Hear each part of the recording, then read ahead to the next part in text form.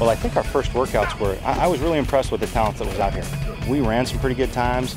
All the guys looked like they were in pretty good shape. We got through all the drills. And I was impressed with the group. There's some NFL players in this group that have experience. There's some AFL players that jumped out, and some guys that, right out of college that actually did a pretty good job and didn't look out of place either. So I think we got a pretty good group to choose from.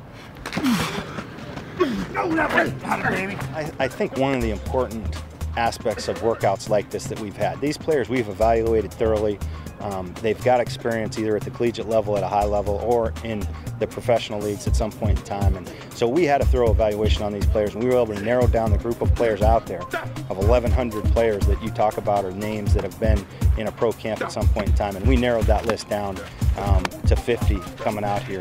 And that's difficult. If you think about all the players on the street, it's difficult to narrow that list down to 50, and yet all 50 of these players really probably won't legitimately make it to the UFL. So, that kind of gives you a sense of the kind of level of player that's out there.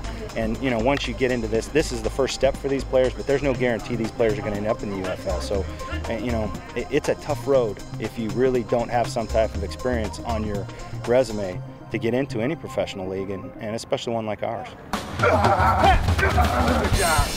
The next step for these guys will be a thorough evaluation of the film we gathered today. And my staff will go through that, the coaching staffs will get that and go through that, and then we'll get together at some point in time in the next week or so, and we'll talk about these players and allocate these players, at least the guys that we think are worthy of bringing into the UFL. Nice coverage. Nice job.